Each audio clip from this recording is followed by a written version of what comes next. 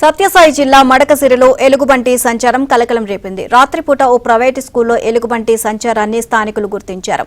కేకలు వేయడంతో school main gate నుంచి వచ్చిన ఎలుగుబంటి కొండలోకి వెళ్లిపోయింది.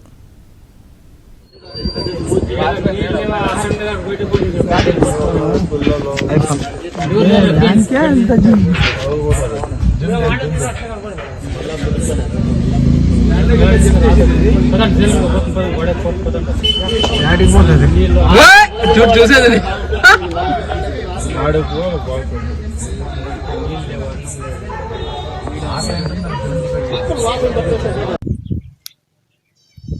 చాలా కావడం పైన ఇరుక్కునే